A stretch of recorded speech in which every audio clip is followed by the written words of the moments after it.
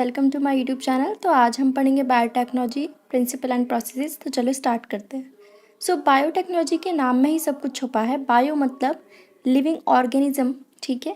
Technology मतलब कुछ ना कुछ टेक्निक हम लोग यूज़ करने वाले हैं लिविंग ऑर्गेनिज्म के अंदर, ठीक है, जिससे कि हमें क्या मिल सके, हमारी यूज़फुल कुछ प्रोडक्ट्स मिल सकें, कुछ ऐसी हम प्रोसेस यूज़ कर सकें जो कि ह्यूमन वेलफेयर के लिए अच्छी हो, ठीक है। बायोटेक्नोलॉजी मतलब कि ऐसी टेक्निक्स जिसमें हम लिविंग ऑर्गेनिज्म का या फिर कुछ एंजाइम्स का हम यूज़ करने वाले हैं, जिससे कि कुछ ना कुछ ऐसे प्रोडक्ट्स बनेंगे, ऐसी प्रोसेसेस बनेंगी जो कि हम ह्यूमंस के लिए काफ़ी यूज़फुल होंगी, ठीक है। जैसे हमने माइक्रोब इन ह्यूमन वेलफेयर में देखा था कि हमने वहाँ पे दही बनवाई थी, ठीक है, ब्रेड, वाइन वगैरह। ये सारी की सारी चीज़ें किससे बनी थी? माइक्रो मेडिएटेड प्रोसेसेस से। बेसिकली यहाँ पे माइक्रोब भी क्या थे? लिविंग ऑर्गेनिज्म थे, जिसकी वजह से कुछ ऐसे प्रोडक्ट्स बने जो कि हमारे लिए यूज़फुल हुए, ठीक है। इसी तरीके से ये भी क्या है, बायोटेक्नोलॉजी के अंदर ही आते हैं, क्योंकि हमने क्या यूज़ किया, लिविंग ऑर्गेनिज्म के अंदर हमने कुछ ना कुछ टेक्निक यूज़ की, जिससे कि हमें डिफरेंट डिफरेंट चीज़ें मिली।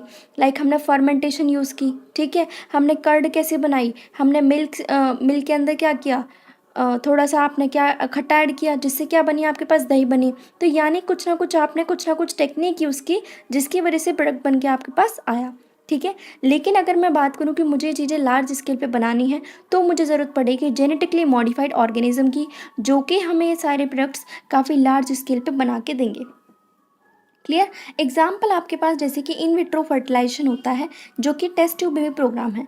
ये भी क्या है, बायोटेक्नोलॉजी के अंदर ही आता है। इसमें भी हम लिविंग ऑर्गेनिज्म का कुछ ना कुछ चीज़ यूज़ करके हम कुछ नया ही प्रोडक्ट बना के दे रहे हैं, राइट। इसके अलावा हम कुछ भी जीन बनवा सकते हैं, वो भी कौन करवा के दे रहा है? बायोटेक करवा के दे रही है। इसके अलावा हम कुछ ना कुछ वैक्सीन बनवाते हैं, एंटीबायोटिक्स वगैरह बनवाते हैं, वो भी कौन करता है? बायोटेक यूज़ कर रही है, ठीक है। इसके अलावा हम कुछ डिफेक्टिव जीन्स को भी ठीक करा सकते हैं। मानो आपके पास कोई बीमारी आ गई है, तो आप उसको ठीक करा सकते हो। जैसे इसके नेक्स्ट चैप्टर में आप पढ़ोगे एक बीमारी अदा करके, एडिनोसिन डीएमिनेज डेफिशिएंसी एक डिजीज़ होती है, ठीक है, जिसके अंदर ये जीन नहीं होता है, तो वो भी हम ठीक करवा सकते हैं बायोटेक की हेल्प से, ठीक है। तो ये सब किसके अंदर आता है? बायोटेक के अंदर आता है। इसके बाद हमारे पास यूरोपियन फेडरेशन ऑफ बायोटेक्नोलॉजी एक हमारे पास EFB आता है, जो कि हमें पुराने व्यू को भी लगा के देगा कि भाई पहले के ज़माने में इस तरीके से चीज़ें होती थी, ठीक है। ट्रेडिशनल व्यू भी बोलेंगे वो, और मॉडर्न मॉलिक्यूलर बायोटेक्नोलॉजी की तरफ से दोनों को मिला के डेफिनेशन देंगे। यानी कि उसकी बात भी रख ली और नई वाले की भी बात रख ली। तो उन्होंने हमें डेफिनेशन क्या दी? The integration of natural science and organism cell parts and molecular analogues for products and services. Integration basically क्या किया हमने? चीज़ों को मिक्स कर दिया ना, दोनों को मिला के हमने बोला कि नेचुरल साइंस को भी हम लोगों ने यूज़ कर लिया, किसके साथ? ऑर्गेनिज्म की सेल, किसी भी पार्ट के साथ, है ना, जैसे कि DNA वगैरह, कुछ भी RNA, कोई भी प्रोटीन, कार्बोहाइड्रेट, फैट, विटामिन, कुछ भी हो सकता है, जिससे कि हमने कुछ ऐसे यूज़फुल प्रोडक्ट्स बनाए, कुछ ऐसी सर्विसेज जो कि ह्यूमन के लिए काफ़ी यूज़फुल हो सकती हैं, ठीक है। इसके बाद हमारे पास आते हैं प्रिंसिपल्स क्या क्या है, आखिरकार जो बायोटेक है वो किस आधार पर काम कर रही है। तो नंबर 1, जेनेटिक इंजीनियरिंग। अब सुनो, जेनेटिक के नाम से समझ में आ रहा है, हम लोग DNA के केस में, RNA के केस में हम लोग क्या बन गए? इंजीनियर। यानी कि हमने कुछ ना कुछ चेंजेस कर दिए हैं, यानी ऑल्टर कर दिया है हमने जेनेटिक मटेरियल की केमिस्ट्री को, चाहे वो DNA हो या RNA हो, जिसकी वजह से क्या होगा, हमारे पास फिनोटाइप भी चेंज होगा होस्ट ऑर्गेनिज्म का। होस्ट का मतलब जिसके अंदर हम चेंजेस कर रहे हैं, ठीक है। अब मानो आपकी बॉडी के अंदर से कोई जीन निकाल दिया जो था पहले, तो अब आप डिफरेंट दिखोगे ना। तो हम जैसे ही मानो किसी के अंदर मैंने कुछ ना कुछ ऑल्ट्रेशन की किसी के जेनेटिक मटेरियल में, ठीक है, उसको फिर मैंने वहाँ पे दूसरा जीन, मैंने उसकी होस्ट की बॉडी के अंदर मैंने दूसरा जीन डलवा दिया, अब क्या होगा, उसकी फिनोटाइप भी चेंज होगी। दूसरा, बायो प्रोसेस इंजीनियरिंग, मतलब अब जो लिविंग जो चीज़ें बनी हैं आपके पास, है ना, एक तरीके से अब आप उसके अंदर कुछ ना कुछ ऐसी चीज़ें यूज़ करोगे ताकि वहाँ पे सिर्फ और सिर्फ डिज़ायर्ड माइक्रोब की ग्रोथ हो, है ना। वहाँ पे आप याद रखोगे, ध्यान दोगे कि कोई भी कंटामिनेशन वहाँ पे ना हो पाए, जो भी आपने जो प्रोडक्ट बनाया है।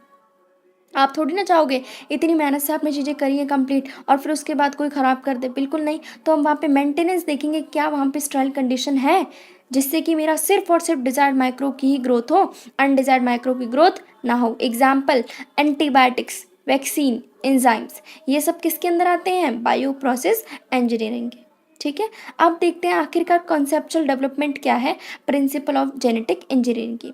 तो हम सभी जानते हैं कि हमें काफ़ी एडवांटेजेस होती हैं सेक्सुअल रिप्रोडक्शन की ओवर एसेक्सुअल। क्यों? क्योंकि जो सेक्सुअल रिप्रोडक्शन है वो हमें वेरिएशंस देता है, जिसकी वजह से क्या होगा, अलग अलग तरीके का जेनेटिक मेकअप बनेगा किसी भी इंडिविजुअल का। वो यूजफुल होगा उस इंडिविजुअल के लिए भी, ऑर्गेनिज्म के लिए भी और पॉपुलेशन के लिए।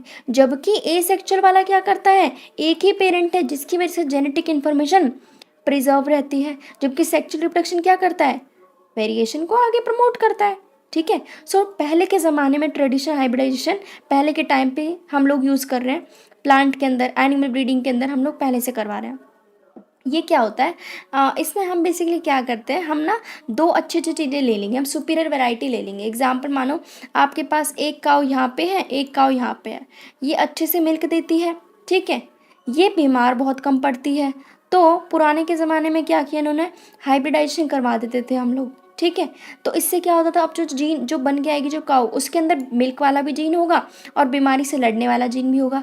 लेकिन कभी कभी क्या होता था, हमारे पास मनचाही चीज़ तो मिल गई, उसके साथ साथ हमें कुछ अनडिज़ायरेबल जीन्स भी मिल गए, अनडिज़ायरेबल चीज़ें भी मिल गई जो कि हम नहीं चाहते थे। तो पहले जो ट्रेडिशनल हाइब्रिडाइजेशन होती थी उसमें मल्टीप्लिकेशन हो गई अनडिज़ायरेबल जीन की, किसके साथ, डिज़ायर्ड जीन की। जबकि मैं तो सिर्फ क्या चाहती थी कि मुझे सिर्फ मिल्क वाला अच्छा मिले और बीमार वो मेरी काऊ ना हो, बट मुझे कुछ ना कुछ इसके साइड इफ़ेक्ट, कुछ ना कुछ अनडिज़ायरेबल चीज़ें भी साथ साथ मिल गई। तो अब उस चीज़ को ओवरकम करने के लिए हमारे पास आती है रिकॉम्बिनेंट डीएनए टेक्नोलॉजी, जो कि हमें सिर्फ और सिर्फ आइसोलेट करके देगा, हमें सिर्फ और सिर्फ डिज़ायरेबल जीन ही आगे प्रोजेनी में शो करेगा। तो यहाँ पे हमने क्या किया, जितने भी जो अनडिज़ायरेबल जीन थे उनको मैंने क्या कर दिया, उनकी ग्रोथ को रेस्ट्रिक्ट कर दिया और सिर्फ डिज़ायरेबल चीज़ें ही आगे प्रमोट होंगी। ठीक है। तो अब देखते हैं फेट क्या होता है किसी भी डीएनए का जो मैं पीस ले रही हूँ ना, जिसको मैं किसी भी ऑर्गेनिज्म के अंदर डालने वाली हूँ। यानी जो मैंने जो फॉरेन डीएनए लिया है, फॉरेन डीएनए मतलब जो डीएनए आपकी बॉडी का नहीं है, उसको मैं एक होस्ट के अंदर डलवाऊंगी। तो इसका फेट क्या होगा, फॉरेन डीएनए कैसे कैसे आगे काम करेगा। तो सुनो, फॉरेन डीएनए को अगर मैं होस्ट के जीनोम के अंदर डालती हूँ तो ही वो आगे जाके रेप्लिकेट करेगा, क्योंकि तुम्हें पता है जब तक वो उसके डीएनए का पार्ट नहीं बनेगा, मतलब कि जब तक वो क्रोमोसोम का पार्ट नहीं बनेगा तब तक तो वो ना ही रेप्लिकेट करेगा, ना ही वो कॉपीज़ वगैरह बना पाएगा। ठीक है। तो सबसे पहले हम उसे इंटीग्रेट कराना पड़ेगा जीनोम के अंदर, तभी ही जाके वो मल्टीप्लाई करेगा और इनहेरिट होगा फ्रॉम पेरेंट टू ऑफस्प्रिंग। ठीक है। क्यों? क्योंकि वो क्रोमोसोम का पार्ट बन चुका है। क्लियर। इसके अलावा हमारे क्रोमोसोम के अंदर कुछ स्पेसिफिक डीएनए सीक्वेंसेस होते हैं, जिसे कहते हैं ओरिजिन ऑफ रेप्लिकेशन। तो हमें ध्यान देना है कि हमने जो एलियन पीस डलवाया डीएनए का, जो फॉरेन डीएनए डलवाया, उसको हमें ओरिजिन ऑफ रेप्लिकेशन की साइट पे बिठाना पड़ेगा, तभी वो जाके आगे जाके इनिशिएट कर पाएगा रेप्लिकेशन को। क्लियर। तो इसका मतलब हमें क्रोमोसोम का उसको पार्ट बनाना पड़ेगा और सीक्वेंसेस के पास में उसको लेके जाना पड़ेगा, जो कि ओरिजिन ऑफ रेप्लिकेशन होता है। तभी वो जाके रेप्लिकेट करेगा और मल्टीप्लाई कर पाएगा होस्ट की बॉडी के अंदर। अगर वो मल्टीप्लाई करेगा, काफ़ी सारी कॉपीज़ बनेंगी, इसी को हम बोलते हैं क्लोनिंग। ठीक है। सो मल्टीपल कॉपीज़ बनेंगी टेम्पलेट डीएनए की, जिसको हम आगे क्या बोलेंगे, क्लोनिंग, जीन क्लोनिंग। राइट। अब देखते हैं किस तरीके से पहला हमारे पास रिकॉम्बिनेंट डीएनए मॉलिक्यूल बना था। तो सुनो, सबसे पहले हमने क्या किया, हमारे पास एक होता है इकोलाई। ठीक है। इकोलाई क्या है, बैक्टीरिया है। अब इकोलाई हमारा ना एंटीबायोटिक रेजिस्टेंट नहीं है, मतलब कि ये एंटीबायोटिक इसके ऊपर कोई भी आप डालोगे तो बीमार पड़ जाएगा। हम चाहते हैं कि एंटीबायोटिक रेजिस्टेंट बन जाए। ठीक है। इसको कोई बीमारी ना हो सके। तो अब इसके लिए हमें क्या ज़रूरत पड़ेगी, हमें एक जीन ढूंढ के लाना पड़ेगा जो कि एंटीबायोटिक रेजिस्टेंट जीन हो। तो वो कहाँ से लेके आएंगे, एक सेल है उसके डीएनए में पड़ा रहता है ये जीन, तो हमें उसके डीएनए के अंदर से निकलवाना पड़ेगा एंटीबायोटिक रेजिस्टेंट वाला जीन। लेकिन हमारे पास क्या होता है, जो सेल है वो अपना नॉर्मल डीएनए नहीं देते, वो कहते हैं हमारी बॉडी मतलब सेल के पास में बाहर एक्स्ट्रा क्रोमोसोमल डीएनए पड़ा है जो कि रेप्लिकेट करेगा आगे जाके। यानी कि एक्स्ट्रा क्रोमोसोमल डीएनए के पास भी कैपेबिलिटी है कि वो आगे जाके एंटीबायोटिक रेजिस्टेंट जीन वाले ही आगे जाके वो रेप्लिकेट वगैरह बनाएगा। ठीक है। सो हमारे पास क्या होता है, पहले तो हम जीन ढूंढेंगे। जीन मिल गया, कहाँ से मिला, नेटिव प्लाज्मिड। प्लाज्मिड क्या है, ये डीएनए था, इसके बाहर जो क्रोमोसोमल डीएनए था, extra chromosomal autosomal replicating molecule DNA था, वो हमारे पास क्या है, प्लाज्मिड। ठीक है, तो हमने इस प्लाज्मिड के अंदर से हम वो जीन निकालेंगे। ठीक है, अब सुनो, हमें जीन मिल गया किसका, किसका मिला, प्लाज्मिड का।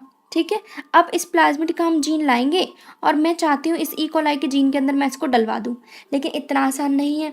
इसको डलवाने के लिए भी हमें किसी सहारे की ज़रूरत पड़ेगी, तो बीच में कौन आएगा, वेक्टर। अब वेक्टर्स क्या होते हैं, जैसे कि आपने मलेरिया पढ़ा होगा, तो मलेरिया किसके थ्रू हो रहा था, मक्खी के थ्रू, मॉस्किटो के थ्रू। तो मॉस्किटो बेसिकली क्या कर रही थी, बीमारी को कैरी कर रही थी ना, तो वो भी क्या था, वेक्टर, वहाँ पे वेक्टर की तरह काम कर रही थी। इसी तरीके से मैं चाहती हूँ कि मेरे जो जीन है इसको मेरा वेक्टर कैरी कर ले और फिर ये ई कोलाई की बॉडी के अंदर उसको ट्रांसफ़र कर दे। तो हमें वेक्टर की ज़रूरत पड़ेगी। वेक्टर कौन है, सैल्मोनेला टाइफी म्यूरियम।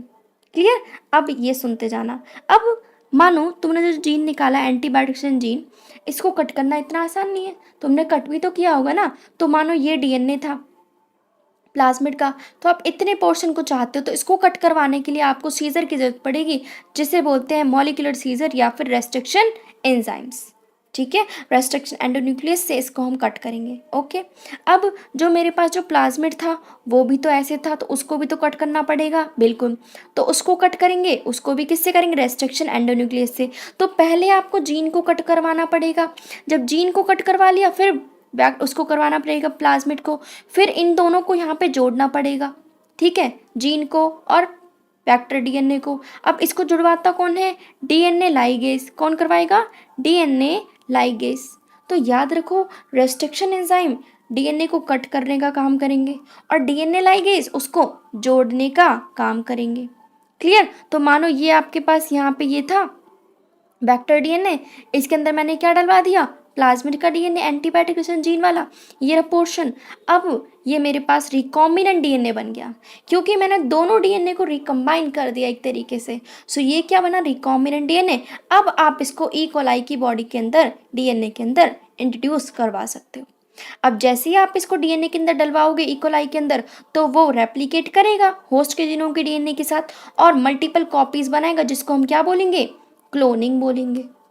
क्लियर, तो सुनो, सबसे पहले हमें जीन मिला एंटीबायोटिक रेजिस्टेंट जीन, जो कि प्लाज्मिड का है। ठीक है, जो कि autonomously replicating circular extra chromosomal DNA होता है। ठीक है, किसके साथ लिंक करेंगे, सेलुलर टाइफीम्यूरियम के साथ। ये क्या है, वेक्टर। तो सबसे पहले साइंटिस्ट आते कोहन और बोयर 1972 के अंदर, ये एंटीबायोटिक रेजिस्टेंट जीन को कट करते हैं बाय यूजिंग रेस्ट्रिक्शन एंडोन्यूक्लियस, इसको पढ़ेंगे। ठीक है, फिर साथ साथ किसको कट करेंगे, प्लाज्मिड को भी कट करेंगे। ठीक है, तो इसकी जो डीएनए की जो कटिंग है वो हम किसके थ्रू करवाते हैं, मॉलिक्यूलर सीजर्स के थ्रू करवाते हैं, जिसे बोलते हैं रेस्ट्रिक्शन एंजाइम। ठीक है, फिर इस डीएनए के जो तुमने जो कट किया है उसको प्लाज्मिड डीएनए के साथ लिंक करवा दो, किसके थ्रू, डीएनए लाइगेज के थ्रू। ठीक है, वेक्टर के अंदर क्या करवा दिया आपने, लिंक करवा दिया। तो वेक्टर्स बेसिकली क्या है, जिस तरीके से मॉस्किटो वेक्टर की तरह काम कर रहा था ना, मलेरिया पैरासाइट को लेके जा रहा था, सेम इसी तरीके से हमारे पास वेक्टर डीएनए भी यही काम करता है, वो फॉरेन डीएनए को होस्ट बॉडी के अंदर लेके जाएगा। ठीक है, इसको हम किसके थ्रू जोड़ेंगे, तो डीएनए लाइगेज के थ्रू, मैंने बता दिया। रेस्ट्रिक्शन एंडोन्यूक्लियस क्या करते हैं, डीएनए को कट करते हैं और डीएनए लाइगेज डीएनए को जोड़ेंगे। ठीक है, जो डीएनए का जो कटिंग पार्ट था ना, उसको वो उसके एंड्स को वो जोड़ देगा। क्लियर, अब इससे क्या बनेगा, हमारे पास ये रहा प्लाज्मिड, ये रहा नया वाला डीएनए यानी फॉरेन डीएनए, ये क्या बना, रिकॉम्बिनेंट डीएनए। ठीक है, तो रिकॉम्बिनेंट डीएनए हमारे पास बन के आ जाएगा। ठीक है, जो कि सर्कुलर ऑटोनोमसली रेप्लिकेटिंग डीएनए होगा, जिसको हमने इन विट्रो बनाया है, तो इसको हम क्या बोलेंगे, रिकॉम्बिनेंट डीएनए। फिर आप इसको होस्ट की बॉडी के अंदर ट्रांसफर करवा दो, एस्ट्रेज कोलाई के अंदर। ठीक है, ये भी सेम सैल्मोनेला की तरह ही होता है। अब आप रेप्लिकेट करवाना चाहोगे होस्ट की बॉडी के अंदर, बिल्कुल, तो वो किससे कराते हैं, डीएनए पॉलीमरेज के थ्रू करवाओगे, ताकि डीएनए की पॉलीमराइजेशन होती रहे। फिर वो खूब सारी मल्टीपल कॉपीज बनाता जाएगा, जिसको हम बोलते हैं जीन क्लोनिंग। सिंपल। अब जो मेरे पास जो क्लोनिंग होती जाएगी, तो उसके इकोलाई के अंदर हमारे पास एंटीबायोटिक रेजिस्टेंट जीन भी मिलते जाएंगे। क्लियर, तो अगर हम बात करें, 3 बेसिक स्टेप होने चाहिए किसी भी जेनेटिकली मॉडिफाइड ऑर्गेनिज्म के अंदर। नंबर 1, पहले आपको डिजायरेबल जीन ढूंढ के लाना है कि आप चाहते क्या हो, है ना। दूसरा, हमें फिर जब जीन मिल गया तो उसको होस्ट की बॉडी के अंदर डलवाओगे बाय यूजिंग वेक्टर्स। क्लियर। अब जैसे वेक्टर के अंदर डलवा दिया, फिर आप ध्यान रखोगे जैसे क्या उसकी मेंटेनेंस क्या हो रही है, क्या जो हमने जो जीन डलवाया क्या उसकी प्रोजेनी के अंदर वो शो हो भी रहा है या फिर नहीं हो रहा। ठीक है, अब आते हैं टूल्स क्या क्या रिकॉम्बिनेंट डीएनए टेक्नोलॉजी के। सो अभी मैंने आपको बताया रेस्ट्रिक्शन एंजाइम, रेस्ट्रिक्शन एंडोन्यूक्लियस हो गया था, फिर डीएनए लाइगेज हो गया था। तो ये हमारे पास कुछ होते हैं। एक हो गया था वेक्टर्स, ठीक है, क्या हो गया था वेक्टर्स। तो सुनो, नंबर 1 रेस्ट्रिक्शन एंजाइम। 1963 में दो एंजाइम मिले हमें, जो कि देखो कोलाई होता है बेसिकली, ठीक है। कोलाई बैक्टीरिया है, बैक्टीरिया को खाने के लिए एक बैठा रहता है ऊपर बैक्टीरियोफेज, ठीक है। ये वायरस है जो कि इसको इन्फेक्ट करता है। लेकिन हमने क्या देखा कि हमारे पास बैक्टीरियोफेज की ग्रोथ को कोई रेस्ट्रिक्ट कर रहा था, यानी बैक्टीरियोफेज के काम के अंदर कोई रुकावट ला रहा था। वो कौन था? रेस्ट्रिक्शन एंजाइम, ठीक है। तो यहाँ पे क्या हो रहा था, एक तो डीएनए को कट कर रहा था, दूसरा मिथाइल ग्रुप ऐड कर रहा था डीएनए पे। यही क्या होता है? Restriction endonuclease. तो हमें काम है रेस्ट्रिक्शन एंडोन्यूक्लियस। तो पहला रेस्ट्रिक्शन एंडोन्यूक्लियस था हिंद 2, ठीक है। इनकी जो फंक्शन है वो डिपेंड करती है कि किस तरीके का डीएनए न्यूक्लियोटाइड सीक्वेंस इनके पास प्रेजेंट है, ठीक है। अब इसका जो काम था कि डीएनए को कट करता है, वो हमें 5 साल बाद पता चला। ढूंढ तो हमने इसे 5 साल पहले लिया था, लेकिन इसका जो इम्पोर्टेंस थी वो हमें 5 साल बाद पता चली, ठीक है। तो ये काम कहाँ करता है? ये 6 बेस पेयर को पहले आइडेंटिफाई करेगा, उनके रिकॉग्नाइज करेगा, उनके स्पेसिफिक सीक्वेंस को, वहाँ पे वो काम करता है। हिंद 2 के अलावा हमारे पास 900 रेस्ट्रिक्शन एंजाइम और भी हैं, जो कि 230 स्ट्रेन्स ऑफ बैक्टीरिया से हमने लोगों ने आइसोलेट किए हैं। क्लियर। अब अगर हम बोले कि नामकरण कैसे होता है, तो जैसे कि ई को R1 है हमारे पास, तो सुनो, जो पहला लेटर है लिविंग वर्ड में हमने पढ़ा था जीनस, फर्स्ट लेटर किसको डिनोट करेगा? जीनस। सेकंड थर्ड नेम क्या बताएगा? स्पीशीज का नेम होगा, ठीक है। तो नंबर 1 क्या है? ई मतलब एस्चेरिचिया। CO मतलब कौन? कोलाई। तो कोलाई क्या होगा? स्पीशीज का नाम हो गया। R1, R का मतलब स्ट्रेन कैसा है? स्मूथ स्ट्रेन है या फिर रफ स्ट्रेन है, ठीक है। पीछे रोमन नंबर लिखे हैं 1, यानी कि किस ऑर्डर में इसको हमने ढूंढा है, नंबर 1 पे, सेकंड पे, थर्ड पे, फोर्थ पे। तो ये हमारे पास बताता है ऑर्डर। तो हमारे पास पहला वर्ड क्या बताएगा? जीनस। सेकंड दो जो लेटर होंगे वो बताएंगे स्पीशीज, ठीक है। और जो R है वो हमें बताएगा कि स्ट्रेन का नाम क्या है, वो स्मूथ है या फिर रफ है। जो रोमन नंबर पीछे लिखे होंगे वो हमें इंडिकेट करेंगे कि किस ऑर्डर में हम लोगों ने उसको आइसोलेट किया है। फिर रेस्ट्रिक्शन एंजाइम आते हैं, जो कि लार्ज क्लास ऑफ एंजाइम से बिलोंग करते हैं, जिसको बोलते हैं न्यूक्लियस। अब न्यूक्लियस के नाम से समझ में आ रहा है कि ये न्यूक्लिक एसिड पे ये लोग काम करने वाले हैं, यानी कि डीएनए वगैरह पे काम करेंगे। दो तरीके से होते हैं हमारे पास, एक्सोन्यूक्लियस, एंडोन्यूक्लियस। एक्सोन्यूक्लियस हमारे पास क्या करेंगे? देखो ये मानो डीएनए है, एक्सो मतलब एग्जिट, यानी जो एंड्स पे कट करते हैं डीएनए के, वो होते हैं एक्सोन्यूक्लियस। आपको एक्सोन्यूक्लियस से कोई भी काम नहीं है, ठीक है। तो यानी जिन्होंने डीएनए के एंड्स पे कट किया। एंडोन्यूक्लियस, ये तुम्हारा डीएनए, एंडो यहाँ पे अंदर की तरफ जो कट लगाएंगे, सेंटर से थोड़ा दूर, लेकिन एंड्स पे नहीं लगा रहे, तो वो होते हैं एंडो। एंडो मतलब अंदर की तरफ जो कट लगाते हैं एक स्पेसिफिक पोजीशन को देख के, उसको बोलते हैं एंडोन्यूक्लियस।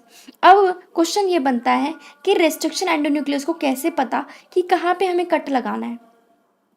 तो सबसे पहले वो क्या करते हैं, डीएनए की लेंथ को पहले वो इंस्पेक्ट करते हैं कि किस किस तरीके से वहाँ पे सीक्वेंसेस प्रेजेंट हैं। जैसे ही वो किसी भी स्पेसिफिक सीक्वेंस को नोटिस कर लेंगे, फिर वहाँ पे वो डीएनए के साथ बाइंड करेंगे, ठीक है, और वहाँ पे वो कट लगा देंगे। अब सुनो, हमारे पास कुछ पैलिंड्रोमिक सीक्वेंसेस होते हैं जिसके थ्रू वो पता लगाते हैं कि भाई कहाँ मुझे कट लगाना है, कहाँ पे नहीं। एग्जाम्पल आपके पास ये रहा गटक, GAATTC।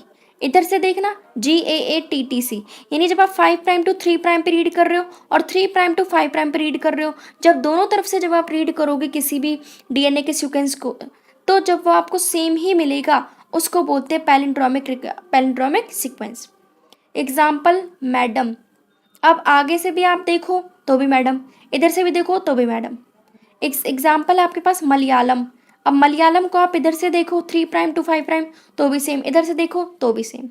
तो पैलिंड्रोमिक सीक्वेंसेस क्या होते हैं हमारे पास? ग्रुप ऑफ लेटर्स होते हैं जिनको हम रीड करते हैं, चाहे वो फॉरवर्ड डायरेक्शन में करें या फिर बैकवर्ड में, वो हमें सेम ही लगेंगे। एग्जाम्पल मलयालम, ठीक है। सो हमारे पास ये होते हैं, एग्जाम्पल गटक हो गया, फिर ये हो गया। अब सुनो, ये जो हमें यहाँ पे जो डायग्राम बना के दिखा रखा है, तो सुनो सबसे पहले कैसे काम करेंगे। हमारे पास मैंने अभी आपको बताया फॉरेन डीएनए होता है। फॉरेन डीएनए क्या था, जो मैं चाहती हूँ जीन ऑफ इंटरेस्ट जो मेरा है, ठीक है। तो हम क्या करेंगे, यहाँ से तो पहले यहाँ से कट लगाएंगे। तो सुनो, यहाँ से आपने कट लगाया तो देखो AATTC। अब याद रखोगे यहाँ का G छोड़ दो, ठीक है, और यहाँ का आप लोग A छोड़ दो। तो देखो यहाँ से कट लगाया तो आपके पास यहाँ पे बन के आया, नीचे का पूरा आपने वाइप आउट कर दिया। सेम इसी तरीके से इधर का आपने हटा दिया, तो नीचे का क्या आया, अपने पास ये आया, ये रहा।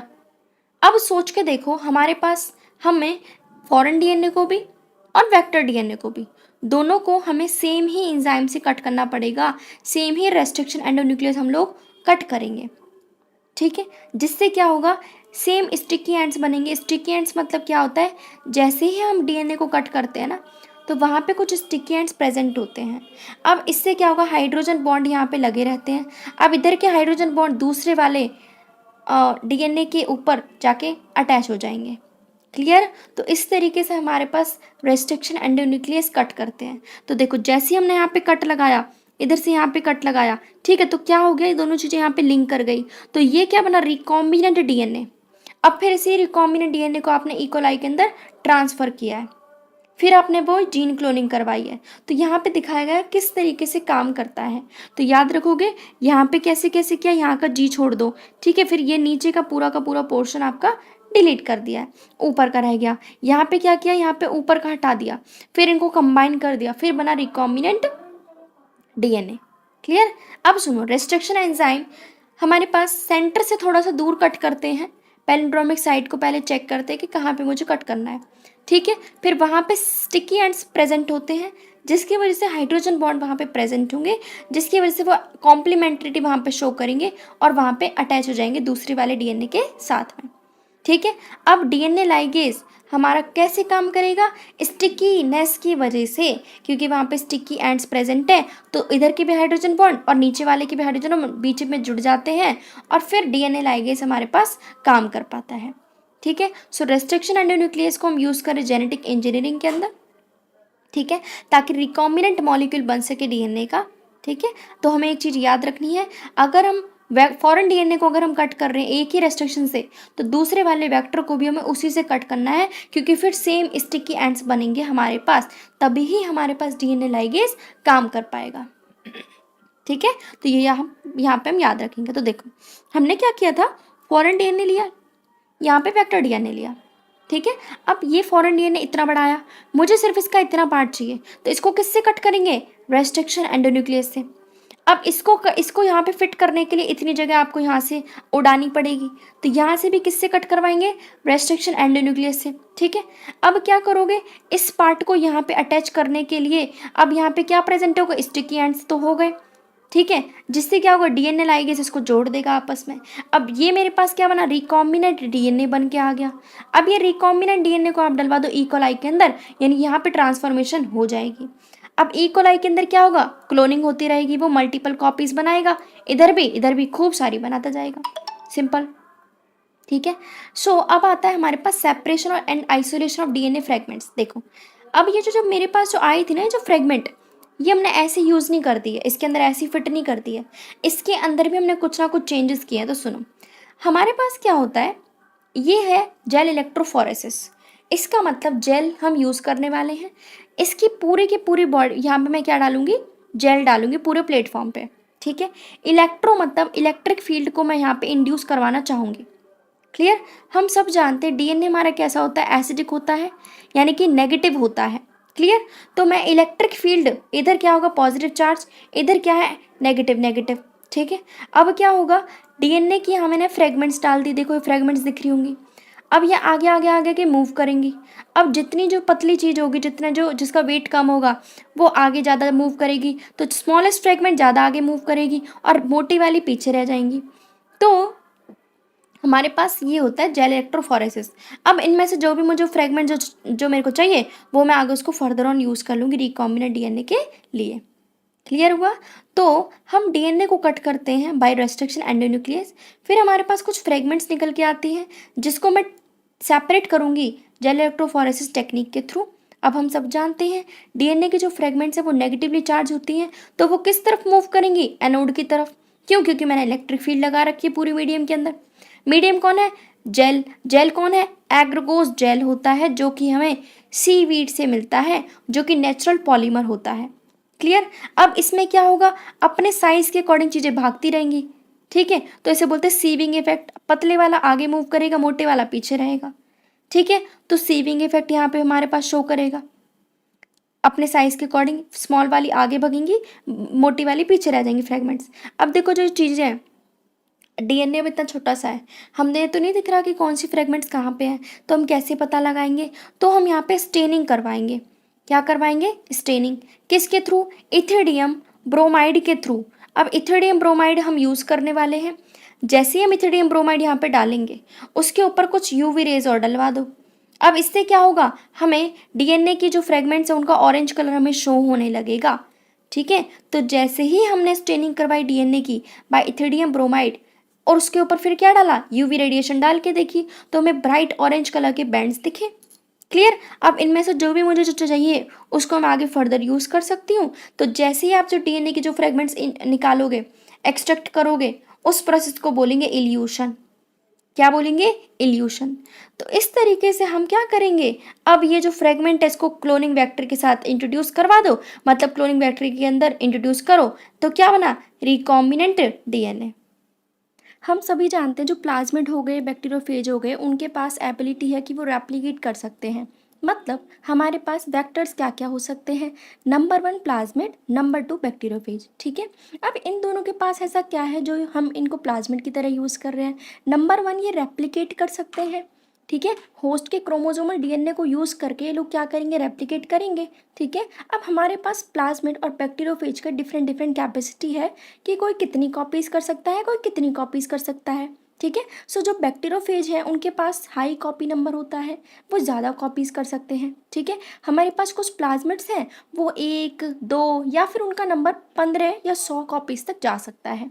इसके अलावा भी उनका नंबर काफ़ी हाई जा सकता है। ठीक है, लेकिन अगर मैं बात करूँ दोनों के कंपैरिजन में, तो सबसे ज़्यादा बैक्टीरियोफेज का कॉपी नंबर ज़्यादा होता है। ठीक है, तो अगर हम किसी भी फॉरेन डीएनए को लिंक कर देते हैं बैक्टीरियोफेज के साथ, तो हमें मल्टीप्लाई कर सकते हैं, हम अच्छे से कॉपी नंबर बनवा सकते हैं जो भी मैं प्रोडक्ट चाहती हूँ। ठीक है, अब वेक्टर्स को हम बेसिकली यूज़ कर रहे हैं जेनेटिक इंजीनियरिंग में, जिससे क्या होता है, हमें रिकॉम्बिनेंट और नॉन रिकॉम्बिनेंट में सिलेक्ट करने में हेल्प मिलती है। ठीक है, अब जैसे वेक्टर होगा उसके अंदर मैंने क्या लगा होगा, अलग से जीन लगाया होगा, तो वो क्या होगा? रिकॉम्बिनेंट। ठीक है, दूसरा वाला क्या होगा? नॉन रिकॉम्बिनेंट, जिसके अंदर मैंने कोई चेंजेस नहीं किए। ठीक है, सो क्लोनिंग वेक्टर क्या होते हैं? जिसके अंदर मैं कुछ ना कुछ अपना जीन ऑफ इंटरेस्ट ऐड करवाऊंगी। अब उनके डिफरेंट डिफरेंट कॉपी नंबर्स हो सकते हैं, वो रेप्लिकेट करते हैं क्रोमोसोमल डीएनए के साथ में मिलके। उनके कॉपी नंबर डिपेंड करेगा कि हम किस तरीके का प्लाज्मिड बैक्टीरियोफेज चूज़ कर रहे हैं। ठीक है, अब अगर मैं बात करूँ क्या क्या कैरेक्टरिस्टिक्स होती हैं, कौन कौन से फीचर्स होने चाहिए किसी भी क्लोनिंग वेक्टर के अंदर। So number 1, origin of replication ori, यानी कि ये ऐसे सीक्वेंसेस होते हैं, मानो ये है, ये वाला पॉइंट है जहाँ पे ओराई है, यानी यहीं पे अगर आप जीन ऑफ इंटरेस्ट यानी जो फॉरेन डीएनए है, अगर आप उसको इस साइड पे लगाओगे तो आपके पास अच्छे से रेप्लिकेशन कंट्रोल हो जाएगी। ठीक है, यानी ऐसा सीक्वेंस है जहाँ पे रेप्लिकेशन स्टार्ट होती है। जब भी हम किसी भी डीएनए को लिंक कर देंगे तो वो रेप्लिकेट करेगा होस्ट सेल के अंदर। ठीक है, और यही वो सीक्वेंस है जो कि कंट्रोल करता है कि भाई कॉपी नंबर कितने बनेंगे। सो इसीलिए हमें ध्यान से चेक करना चाहिए कि कहाँ पे उसकी ओराई है, वहीं पे हम उसको लिंक कर सकें। ठीक है, सो अगर हमको एक तरीके से ज़्यादा कॉपीज़ बनवानी है किसी भी टारगेट डीएनए की, तो हमें अच्छे से क्लोनिंग करवानी चाहिए वेक्टर्स के अंदर जिसके पास हाई कॉपी नंबर हो। एग्जाम्पल, हम सब जानते हैं बैक्टीरियोफेज काफ़ी ज़्यादा उसका कॉपी नंबर है, तो हमें क्या चूज़ करना चाहिए? Bacteriophage as compared to plasmid.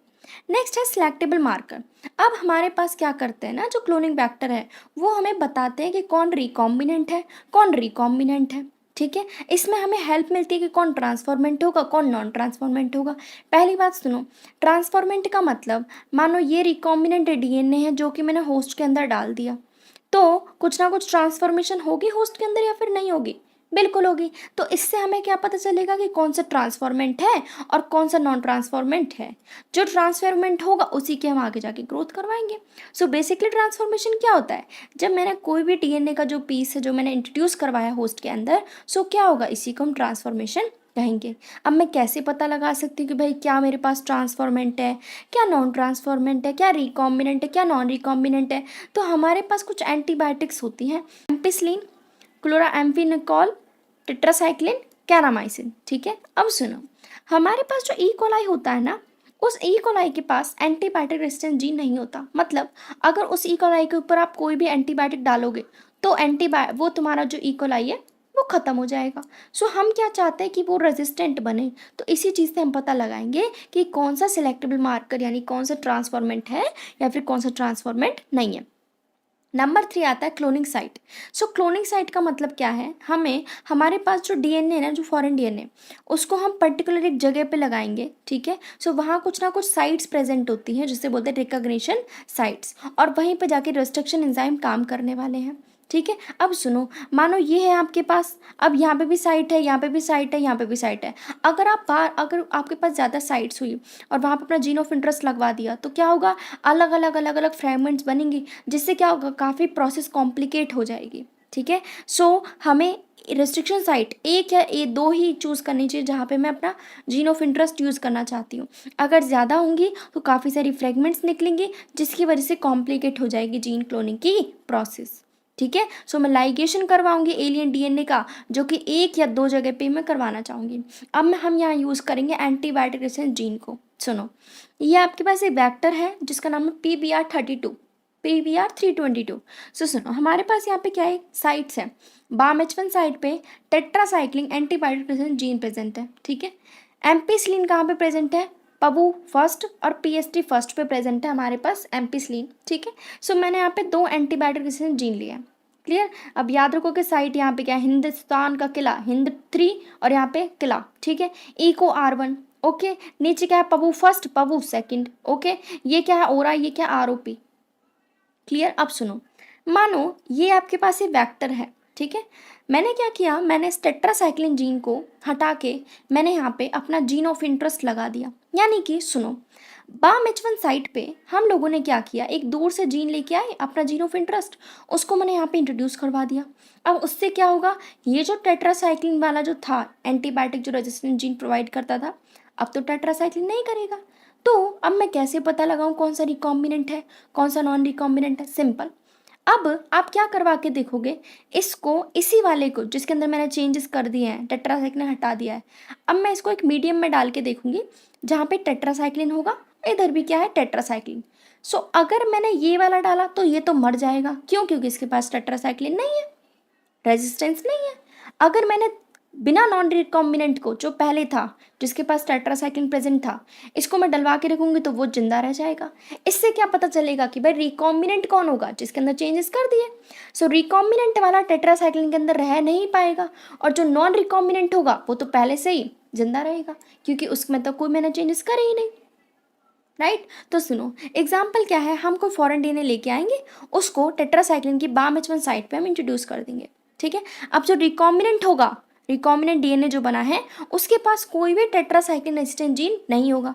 ठीक है, तो इससे हमें पता चलेगा। अब दूसरा मैं आपको बताना चाहूँगी कौन ट्रांसफॉर्मेंट हुआ कौन नॉन ट्रांसफॉर्मेंट है। सो सुनो, हमारे पास क्या है, एक और दवाई थी एम्पिसिलिन। अब एम्पिसिलिन का आपने एक मीडियम ले लिया। ठीक है, एम्पिसिलिन का मीडियम ले लिया। अब आपने क्या किया, जो ई कोलाई है उसके अंदर ये वाला आपने वेक्टर डाल दिया। अब ई कोलाई को मैंने ग्रो करवाया इस एम्पिसिलिन के मीडियम में, तो वो ग्रो कर गई। क्यों, क्योंकि उसके अंदर मैंने ये PBR322 का वेक्टर मैंने डलवा दिया, जिससे क्या होगा, उसके पास एम्पिसिलिन की रेजिस्टेंट जीन की क्या है, पावर है। जबकि मैं दूसरा कौन सा ई कोलाई है, नॉर्मल ई कोलाई, जिसके अंदर मैंने कोई भी वेक्टर नहीं डलवाया। अब इससे क्या होगा, जो ट्रांसफॉर्मेंट होगा, ट्रांसफॉर्मेंट का मतलब जिसके अंदर चेंजेस आए हैं, ट्रांसफॉर्मेशन हुई है। ठीक है, क्योंकि मैंने ये वाला ई कोलाई यानी जो मैंने जो बाहर से जो मैंने यहाँ पे जो बनाया था PBR322, वो मैंने होस्ट के अंदर डलवा दिया। इससे क्या होगा, ट्रांसफॉर्मेशन हो गई। सो एम्पिसिलिन के अंदर ट्रांसफॉर्मेंट ग्रो करेगा और नॉन ट्रांसफॉर्मेंट ग्रो नहीं करेगा।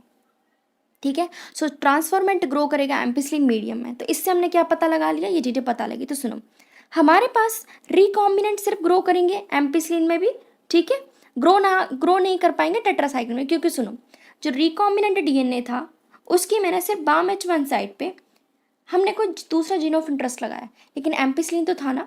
सो रिकॉम्बिनेंट तो हमारा एम्पिसिलिन में ग्रो करेगा ही, चाहे वो रिकॉम्बिनेंट हो या फिर नॉन रिकॉम्बिनेंट हो, ठीक है, बल्कि टेट्रासाइक्लिन में वो ग्रो नहीं करेगा। तो याद रखना रिकॉम्बिनेंट वाला जो ये था, क्योंकि डिफरेंट मैंने यहाँ से चेंजेस किए ना, तो ये टेट्रासाइक्लिन वाले में ग्रो नहीं कर पाएगा, लेकिन एम्पिसिलिन तो इसके पास अब भी है ना, तो वहाँ ये ग्रो कर लेगा, ठीक है। इसके बाद हमारे पास इस चीज़ से मैंने क्या समझा कि एक एंटीबायोटिक तो हमें बता रही कि ट्रांसफॉर्मेंट कौन हुआ कौन नहीं हुआ। सो एम्पिसिलिन ने बताया, क्यों, क्योंकि जिसके अंदर मैंने ट्रांसफॉर्मेशन हुई होगी वो एम्पिसिलिन वाले में ग्रो करेगा, और जिसके अंदर मैंने होस्ट की बॉडी के अंदर जिसके अंदर मैंने वेक्टर वो वाला नहीं डाला, तो उसके अंदर तो कोई एम्पिसिलिन नहीं आया होगा, कोई रेजिस्टेंस नहीं आया होगा, तो वो मर जाएगा। सो ट्रांसफॉर्मेंट कौन होगा, जो एम्पिसिलिन में ग्रो कर गया। और रिकॉम्बिनेंट कौन होगा, जिसके अंदर मैंने क्या किया, कुछ ना कुछ चेंजेस किए, उसको इनएक्टिवेट कर दिया उसकी साइट को, क्यों, क्योंकि टेट्रासाइक्लिन की जगह मैंने वहाँ पे किसी और को इंट्रोड्यूस करवा दिया, तो इसको बोलते हैं इंसर्शन हो गया, इनएक्टिवेट हो गया। क्यों, क्योंकि वहाँ पे आपने कुछ ना कुछ अलग से इंट्रोड्यूस करवा दिया। तो रिकॉम्बिनेंट हमें पता चला टेट्रासाइक्लिन के थ्रू। सो यहाँ पे हमारे ये बताते हैं, ठीक है। सो अभी जो सिलेक्शन हमने रिकॉम्बिनेंट का किया, ठीक है, इसमें काफ़ी ज़्यादा ना हमें दिक्कतें ज़्यादा हुई, क्योंकि हमें देखो एक मीडियम पे हम एम्पिसिलिन ले रहे हैं, फिर दूसरे पे हम टेट्रासाइक्लिन ले रहे हैं, तो काफ़ी क्यूम्बर्सम प्रोसेस है, ठीक है। सो हमने एक ऑल्टरनेटिव एक चीज़ सोची कि क्यों ना हम चीज़ों को पता लगा लें कि कौन सा रिकॉम्बिनेंट है कौन सा रिकॉम्बिनेंट नहीं है, on the basis of their chromogenic substrate. मतलब एक रिकॉम्बिनेंट डीएनए हमने इंट्रोड्यूस किया, मानो ये आपके पास एक सेल है, यहाँ पे बीटा गैलेक्टोसाइडेज का एंजाइम पहले रहता था, ठीक है, लेकिन मैंने यहाँ पे एक रिकॉम्बिनेंट डीएनए इंट्रोड्यूस करवा दिया। इससे क्या होगा, अब ये जो बीटा गैलेक्टोसाइडेज जो कि एंजाइम बनवाता था वो तो इनएक्टिवेट हो गया ना, तो इसको बोलते हैं इंसर्शनल इनएक्टिवेशन, ठीक है। मतलब जैसे ही आपने कोई चीज़ वहाँ पे इंसर्ट की तो वो चीज़ इनएक्टिवेट हो गई, क्योंकि अब बीटा गैलेक्टोसाइडेज कोई भी एंजाइम नहीं बनाएगा, ठीक है। तो हमारे पास अगर क्रोमोजेनिक सबस्ट्रेट ने अगर ब्लू कलर दिया, इसका मतलब वहाँ पे कोई भी इंसर्शन नहीं हुआ। सेम वहाँ पे बीटा गैलेक्टोसाइडेज प्रेजेंट है, कोई भी रिकॉम्बिनेशन वहाँ पे नहीं हुआ। अगर वहाँ पे इंसर्शन हुआ होगा तो हमें वहाँ पे कोई भी कलर शो नहीं होने वाला, इससे हमें पता चलेगा कि वहाँ पे रिकॉम्बिनेंट कॉलोनीज प्रेजेंट हैं। क्लियर। अब बात करते हैं vectors for cloning gene and plants and animals. अब सुनना एक चीज़, हम सभी जानते हैं कि किस तरीके से जीन्स को ट्रांसफ़र करवा सकते हैं बैक्टीरिया के अंदर, प्लांट्स, एनिमल्स, वायरसेस के अंदर, ठीक है। सो नंबर 1 हमारे पास एक पैथोजन है प्लांट्स के अंदर जो कि बीमारी कॉज करता है प्लांट्स के अंदर, ट्यूमर, क्योंकि ये टीडीएनए बनाता है। कौन, एग्रोबैक्टीरियम ट्यूमीफेशियन। तो याद रखो एक पैथोजन है जिसका नाम है एग्रोबैक्टीरियम ट्यूमीफेशियंस, ठीक है। ये डाइकोट्स प्लांट्स के अंदर एक डिजीज कॉज करेगा, एक डीएनए उनके अंदर इंट्रोड्यूस करता है, टीडीएनए, टी से याद रखो ट्यूमर, यानी कि जो नॉर्मल सेल को चेंज कर देगा ट्यूमर सेल में, ठीक है। और उन्हीं से वापस से केमिकल्स भी बनवाता जाएगा, तो आगे फर्दर प्रोसेस चलेगी, ठीक है। इसी तरीके से हम लोगों के अंदर रेट्रोवायरस होता है एनिमल्स के अंदर। सो रेट्रोवायरस है जो कि नॉर्मल सेल को कैंसर सेल में कन्वर्ट कर रहा है। तो काफ़ी सारे बायोलॉजिस्ट ने सोचा क्यों ना हम इनकी बेकार चीज़ों को हटा के, क्योंकि हम इतना समझ गए भाई ये कुछ ना कुछ चीज़ कैरी कर रहे हैं, ये बुराई ही कैरी करके चल रहे हैं, तो क्यों ना हम इस बुराई को हटा के कुछ अच्छी चीज़ें ट्रांसफ़र करवा दें। क्योंकि हमारा मेन एम क्या है, हम इसको वेक्टर्स की तरह यूज़ कर सकते हैं ना, वेक्टर्स, क्योंकि ये चाहे वो अच्छी चीज़ हो या बुरी हो, इनका काम क्या, चीज़ को कैरी करना। सो हम यहाँ पे क्या करेंगे, हम इनको यूज़फुल वेक्टर्स की तरह यूज़ करेंगे, ताकि मैं अपना जीन ऑफ इंटरेस्ट कोई भी हो उसको ह्यूमंस के अंदर, प्लांट्स के अंदर, एनिमल्स के अंदर मैं डलवा सकूँ, ठीक है। सो ट्यूमर इंड्यूसिंग जो प्लांट था, जो मतलब बेसिकली प्लाज्मिड था एग्रोबैक्टीरियम ट्यूमीफेशियम का, उसको हम यूज़ करें क्लोनिंग बैक्टीरिया की तरह। अब ये बीमारी नहीं करेगा, अब ये पैथोजेनिक नहीं है प्लांट्स के लिए। सिमिलरली मैंने क्या किया, हमारे पास रेट्रोवायरस था, उसको मैंने डिसआर्म कर दिया, सारे निहत्ते कर दिए वो मैंने। अब वो क्या करेगा, वो कोई भी कैंसर कॉज नहीं करेगा। तो इस तरीके से हम उनकी अच्छाइयों को अच्छाई वाला जो अच्छा वाला जो जीन होगा उसको वहाँ पे इंट्रोड्यूस करेंगे, जिससे मेरा वेक्टर उस चीज़ को आगे लेके जाएगा। क्लियर। अब आता है कॉम्पिटेंट होस्ट, मतलब हमारे पास होस्ट को मैं कैसे कॉम्पिटेंट बनाऊं ताकि वो बाहर का फॉरेन डीएनए अपनी सेल के थ्रू ले ले, ठीक है। अब हम सभी जानते हैं डीएनए हाइड्रोफिलिक होता है, ये सेल मेम्ब्रेन के पास कुछ भी चीज़ क्रॉस नहीं करने देता, ठीक है। सो हमें कॉम्पिटेंट बनाना है ताकि ये बाहर के डीएनए को ले ले। सो नंबर 1 हम क्या करते हैं, बाहर डाइवेलेंट आयन कैल्शियम आयन को छोड़ देते हैं, जिससे इस सेल मेम्ब्रेन के यहाँ पे पोर्स हो जाएंगे। अब पोर्स हो गए तो क्या होगा, बाहर का डीएनए अंदर आ जाएगा। ठीक है, सो हमने क्या किया, डीएनए एंट्री करवा दी क्योंकि वहाँ पे डाइवेलेंट आयन को मैंने यूज़ किया। ठीक है, दूसरा हम डीएनए को पागल कर देंगे, सॉरी डीएनए नहीं, जो होस्ट की जो सेल है, कभी उसको गर्मी में रखेंगे, कभी उसको ठंड में रखेंगे, कभी गर्मी कभी ठंड, हीट एंड शॉक मेथड, जिससे वो खुद ही पागल हो जाएगा कि मुझे करना क्या है, तो बाहर का जो डीएनए वो अंदर आ जाएगा। ठीक है, तीसरा मेथड हम यहाँ पे क्या करेंगे, माइक्रो इंजेक्शन। हम बेसिकली इंजेक्ट कर देंगे एनिमल सेल के न्यूक्लियस में। इससे क्या होगा, हमारा जो भी फॉरेन डीएनए है, जो भी रिकॉम्बिनेंट डीएनए है, वो डायरेक्टली इंजेक्ट हो जाएगा उस होस्ट के अंदर। तीसरा जीन गन या फिर बायोलिस्टिक मेथड। अब तुम खुद सोचो, जीन गन क्या हम इंसानों के अंदर तो मारेंगे नहीं, बिल्कुल नहीं। तो ये मेथड प्लांट्स के लिए यूज़ होता है। हम क्या करते हैं, हमारे पास जो रिकॉम्बिनेंट डीएनए है उसके ऊपर एक गोल्ड और टंगस्टन की कोटिंग कर देंगे और फिर उसको हाई वेलोसिटी के साथ बम्बार्ड कर देंगे। ठीक है, गोली चला देंगे हाई वेलोसिटी के साथ। सो हमारा जीन गन ये काम करेगा। तीसरा अभी डिसआर्म पैथोजन हमने पढ़ा, वही जो ट्यूमेरुंडिस इम्प्लांट था और रेट्रोवायरस था, वो भी किसके अंदर आता है, डिसआर्म पैथोजन कर रहा था वो बेसिकली। ठीक है, अब आती है क्या क्या प्रोसेस है मेरे पास रिकॉम्बिनेंट डीएनए टेक्नोलॉजी की। नंबर 1, हमें डीएनए को पहले आइसोलेट करना है। नंबर 2, फ्रेगमेंट्स बनवानी है। नंबर 3, फिर मैं जो डिजायर्ड डीएनए फ्रेगमेंट्स जो मैं जेल इलेक्ट्रोफोरेसिस के थ्रू निकाल सकती हूँ। ठीक है, फिर मैं उसको लाइगेट करवा दूंगी, जोड़ दूंगी उसको वेक्टर के साथ में, फिर उसको ट्रांसफर करवाएंगे होस्ट के अंदर। फिर क्या होगा, होस्ट कल्चर करेगा, उससे काफ़ी सारी चीज़ें बनवाएंगे। ठीक है, क्लोनिंग वगैरह होगी। सो बेसिकली हम कल्चरिंग करेंगे होस्ट सेल की, ताकि मैं लार्ज स्केल पे प्रोडक्शन करवा सकूँ, ताकि मुझे डिजायर्ड प्रोडक्ट्स मिल सके। ठीक है, सो number 1, isolation of genetic material. हमारे पास हम सब जानते हैं डीएनए है जो कि मेम्ब्रेन के अंदर है। ठीक है, अब डीएनए के यहाँ पे ज़रूरी नहीं सिर्फ डीएनए होगा, आरएनए, प्रोटीन, कार्बोहाइड्रेट, काफ़ी सारी चीज़ें हो सकती हैं। सो अगर हमें कट करना है डीएनए को रेस्ट्रिक्शन एंजाइम से, तो उसे प्योर फॉर्म में लाना पड़ेगा। यानी उसके पास जितने भी जो मैक्रोमोलिक्यूल है like RNA, protein, carbohydrate, lipids, इन सबको दूर करना पड़ेगा। ये कैसे कर सकते हैं, अगर बैक्टीरिया है तो लाइसोजाइम एंजाइम यूज़ करो, अगर प्लांट सेल है तो सेलुलोज एंजाइम यूज़ करो, फंगस है तो चाइटिनेज यूज़ करो। इससे क्या होगा, वो सारी की सारी चीज़ें दूर हो जाएंगी। सिर्फ क्या रह जाएगा, डीएनए। अगर मैं आरएनए की बात करूँ तो आरएनए को हटवा दो राइबो न्यूक्लियस एंजाइम से। प्रोटीन है तो प्रोटीन को हटवा दो प्रोटीएज से। अगर हमारे पास बाकी सारे मॉलिक्यूल्स है तो उनको अप्रोप्रिएट ट्रीटमेंट दे दो। एंड में क्या बचेगा, डीएनए। डीएनए के ऊपर डाल दो थोड़ी चिल्ड इथेनॉल। इससे क्या होगा, आपके पास जो डीएनए है वो फाइन थ्रेड्स की तरह आप लोगों को नजर आने लगेगा। सो इसमें हमने क्या किया है, डीएनए ही निकाला है, जितने भी जो मैक्रोमोलिक्यूल्स हैं उन सबको सेपरेट कर दिया है। क्लियर। सेकंड पे हमारा क्या आता है, cutting of DNA at specific location. यानी अब जो मैंने जो डीएनए निकाला है उसको मैं रेस्ट्रिक्शन एंजाइम्स के थ्रू कट करवाऊंगी। उसके बाद ऑप्टिमम कंडीशन देंगे। फिर क्या होता है, एग्रीगोस जेल फॉर्मेशन हमने देखा था, इलेक्ट्रोफोरेसिस। हमने देखा डीएनए नेगेटिवली चार्ज होता है जो कि पॉजिटिव की तरफ भागेगा। ठीक है, यही प्रोसेस सेम मैं वेक्टर के साथ भी करवाऊंगी, ताकि वेक्टर भी मैं वही चूज़ करूँ जितना पोर्शन मैं चाहती हूँ। फिर इसको ज्वाइन करवा दो डीएनए लाइगेज के थ्रू। ठीक है, सो ये यहाँ पे रिकॉम्बिनेंट डीएनए बन जाएगा।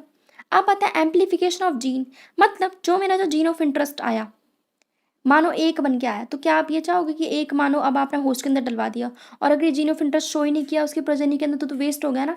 तो इसलिए हम जीन ऑफ इंटरेस्ट की मल्टीपल कॉपीज बनवाएंगे। ठीक है, इन विट्रो लैब के अंदर। तो नंबर 1 क्या होगा, डीनेचुरेशन। Number 2 annealing. तीसरा होगा एक्सटेंशन। डीनेचुरेशन मतलब जो डीएनए है उसको सेपरेट करेंगे हाई टेम्परेचर पे।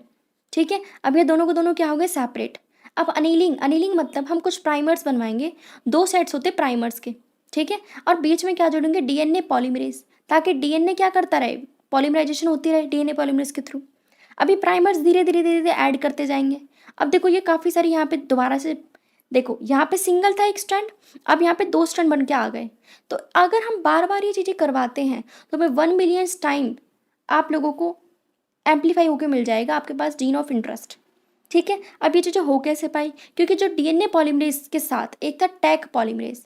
टैक पॉलीमरेज एक एंजाइम होता है थर्मस एक्वाटिकस, जो कि हमारे पास हेल्प करता है, क्योंकि देखो डीनेचुरेशन हाई टेम्परेचर पे हुई है।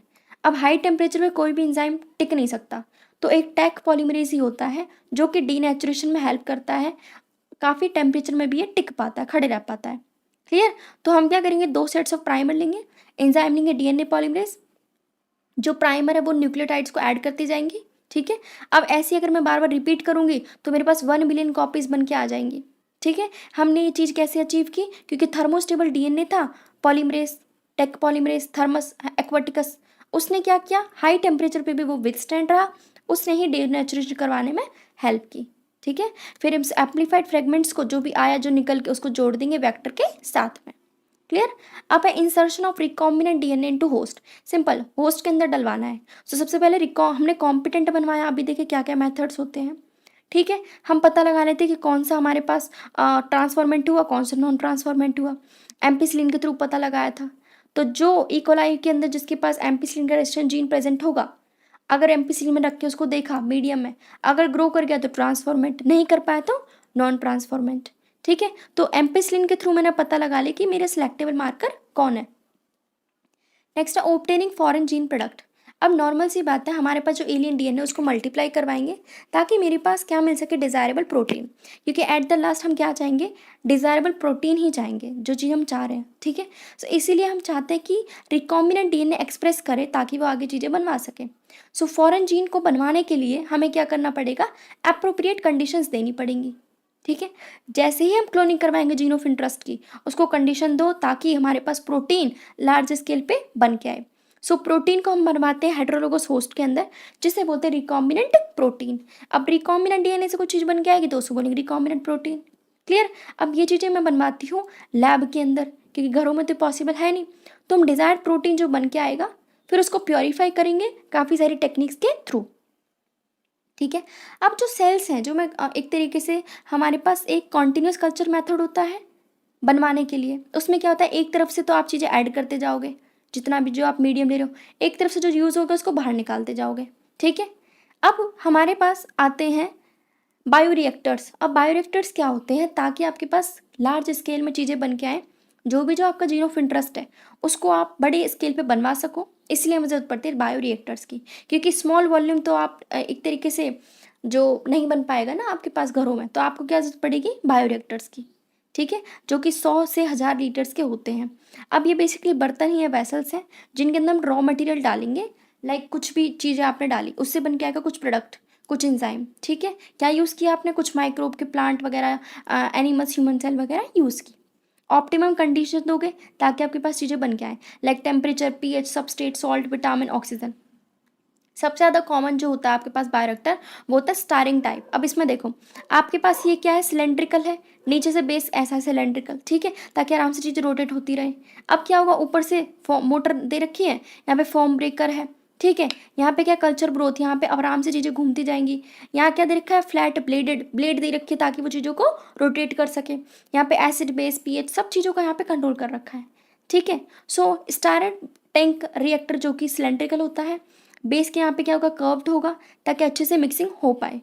ठीक है। इसके अलावा कुछ बायोरिएक्टर्स के अंदर हम ऑक्सीजन की सप्लाई भी करते हैं। ठीक है। जिससे क्या होगा, बबल्स बनेंगे। अब बबल्स बनेंगे तो क्या होगा, ऑक्सीजन का जो एरिया है, सरफेस एरिया, वो काफ़ी इंक्रीज होगा। तो ये हमने क्या किया, एक एजिटेटर एक सिस्टम बना दिया, ऑक्सीजन की डिलीवरी वहाँ पे कर दी। फॉर्म कंट्रोल सिस्टम भी है वहाँ पे, टेम्परेचर कंट्रोल सिस्टम, सारी की सारी चीज़ें हम पहले से ऑप्टिमम कंडीशन पे प्रोवाइड करके देंगे ताकि हमारे पास प्रोडक्ट बन के आए। नेक्स्ट है डाउन स्ट्रीमिंग प्रोसेस। अब जैसे ही प्रोडक्ट बन के आ गया, अब आप कुछ ना कुछ चीज़ें भी तो करोगे ताकि उसको मार्केट में उसको सेल आउट कर सको। तो उसके लिए क्या करोगे, कुछ ना कुछ प्रोसेसेस होती हैं, तब आप जाके उसको मार्केट में सोल्ड आउट कर सकते हो। सो कुछ ना कुछ टेक्निक्स में क्या आता है, कुछ सेपरेशन, कुछ प्योरीफिकेशन। ठीक है। लाइक कुछ आपके पास प्रोडक्ट बन के आया, हो सकता है इसमें से 80% तो चीज़ें यूजफुल है, बाकी 20 नहीं है, तो सेपरेट कर दो, प्योरीफाई कर दो। ठीक है। इसमें क्या करेंगे, जैसे अचार बनाते हैं तो अचार में कुछ ना कुछ प्रिजर्वेटिव्स डालते हैं ताकि वो लंबे समय तक चलता रहे, तो कुछ ना कुछ प्रिजर्वेटिव्स डालो। ठीक है। अगर दवाइयों की बात चले तो काफ़ी सारे ट्रायल्स लो, रेट पे, मंकी पे, बाकी सारे जानवरों पे। ठीक है। अगर आपके पास मेडिसिन की ही बात चले तो स्ट्रिक्ट क्वालिटी कंट्रोल देखो कि क्या वो रियल में ठीक है या नहीं है। सो डाउनस्ट्रीमिंग प्रोसेस की जो क्वालिटी है, कंट्रोल टेस्टिंग, वो वेरी कर सकता है फ्रॉम प्रोडक्ट टू प्रोडक्ट। तो यहाँ पे हमारा चैप्टर फिनिश हुआ। जिसको भी पसंद आया तो please do like, subscribe and share.